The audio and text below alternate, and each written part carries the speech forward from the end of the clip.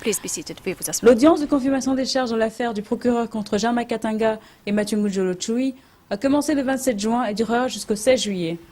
Cette audience a pour but que les juges décident de confirmer ou non les charges portées par le procureur contre Jean Makatanga et Mathieu Ngudjolo Tchoui. Jusqu'ici, tous les participants ont pu faire leur déclaration liminaire, l'accusation, les représentants légaux des victimes et la défense des deux suspects. La semaine dernière, l'accusation a présenté les éléments de preuve à charge contre Jean Makatanga et Mathieu Ngudjolo Tchoui. Le procureur allègue que l'attaque contre le village de Bogoro le 24 février 2003 a été conçue et mise en œuvre par le FNI et le FRPI. Au cours de cette attaque, et selon le procureur, le meurtre d'environ 200 civils aurait été commis, ainsi que des pillages, des arrestations, des menaces avec des armes, des atteintes graves à l'intégrité physique de civils, la réduction en esclavage sexuel de femmes et de filles, la participation active d'enfants âgés de moins de 15 ans à la dite attaque. Cette semaine, les représentants légaux des victimes ont eu l'opportunité de lier les histoires des victimes aux preuves présentées par le procureur et de donner voix aux victimes des crimes décrits dans les charges portées par le procureur contre Katanga et Tchoui. Les représentants légaux des victimes, Karina Bapita Bouyagando, Arvedia Kiese et Paulina Masida, se sont adressés à la Chambre. L'accusation a démontré que plusieurs attaques ont eu lieu entre les deux communautés. Nous n'allons pas revenir dessus, mais nous cherchons plutôt à expliquer pourquoi Bogoro devait être supprimé ou rayé de la carte de l'Ituri.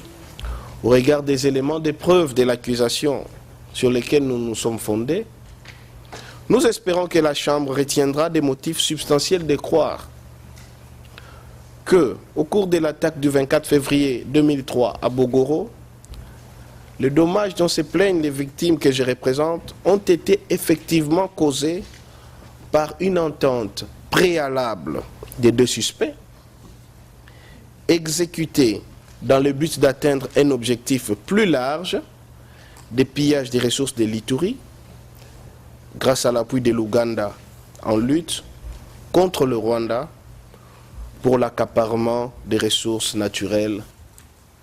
Les victimes que je représente ont subi des préjudices matériels et moraux du fait des événements qui se sont déroulés à Bogoro le 24 février 2003 à cause de la perte de leurs proches ou des biens de leur propriété. Les éléments de preuve présentés par le bureau du procureur démontrent qu'un grand nombre de civils s'étaient réfugiés à l'Institut de Bogoro, où ils ont été encerclés, détenus, menacés avec des armes et un grand nombre ont été tués. Le bureau du procureur a estimé le nombre de victimes de l'attaque de Bogoro à 200.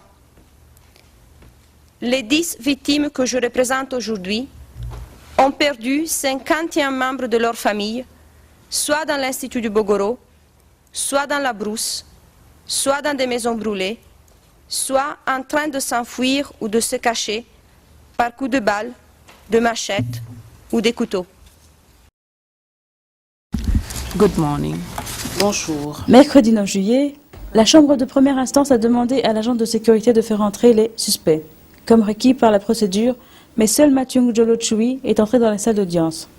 Caroline Buissmann, conseil de la défense, a informé les juges de la décision de Jean Makatanga de ne plus se présenter à l'audience de confirmation des charges. Thank you, Madam President. Je vous remercie, Madame le Président.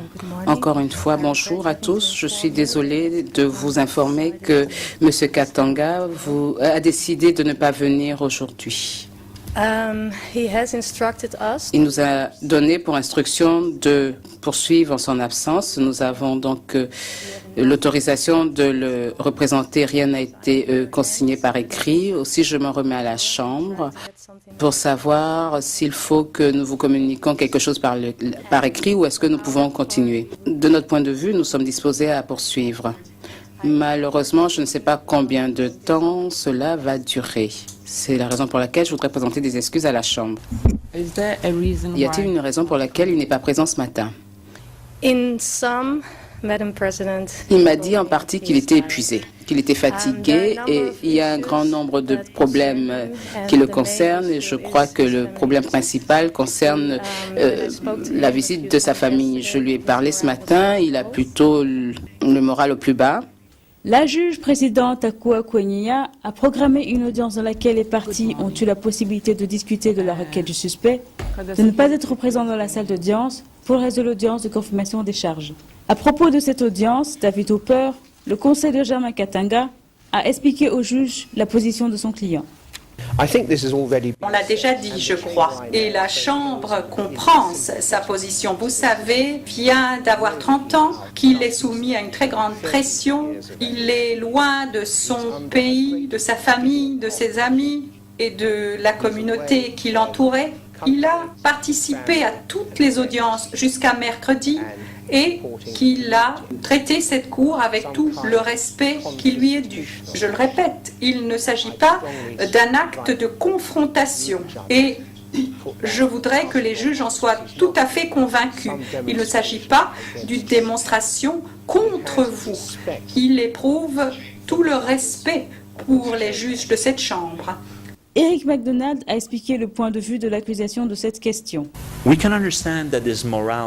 Nous pouvons comprendre que son moral ne soit pas très bon et qu'il soit démoralisé parce qu'il ne peut pas voir sa famille. Cela se comprend. Mais il faut, présidence, mesdames les juges, se demander si c'est une raison suffisante pour accorder ce droit à renonciation alors que la personne est disponible. À moins que vous n'accordiez ce droit à renonciation, sa présence est obligatoire. Et il devrait être ici aujourd'hui tant que vous n'avez pas accordé ce droit à renonciation.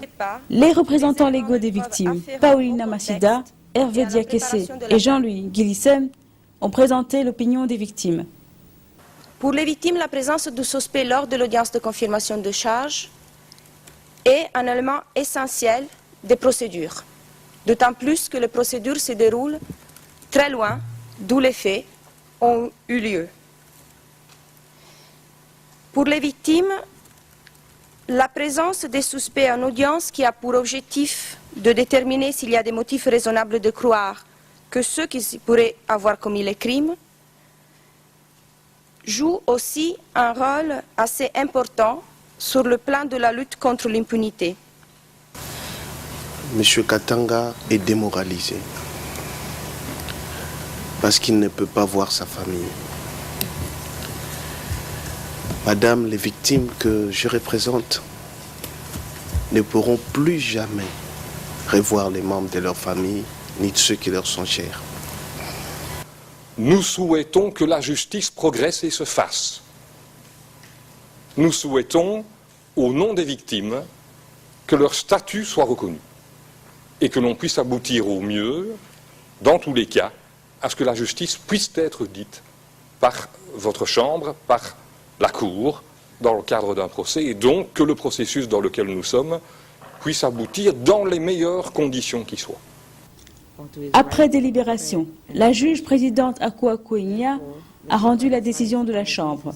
Après avoir écouté les contributions de Maître Hooper et les observations faites par l'accusation, les représentants légaux des victimes, la Chambre est convaincue que M. Katanga a exercé son droit à renoncer à être présent pour le reste de la confirmation des charges. La Chambre estime aussi que, selon la règle 124.2, M. Katanga est pleinement conscient des conséquences de l'exercice de ce droit à renoncer à être présent pendant la confirmation des charges. La Chambre estime que l'absence de M. Katanga ne provoquera aucun préjudice à lui-même, à la défense ou à la possibilité de tenir un procès équitable. L'audience de confirmation des charges s'est poursuivie avec les remarques de Caroline Bisman sur les charges portées par le procureur. Lundi, le Conseil de la défense de Mathieu Mujolo Chui discutera les éléments de preuve présentés par le procureur.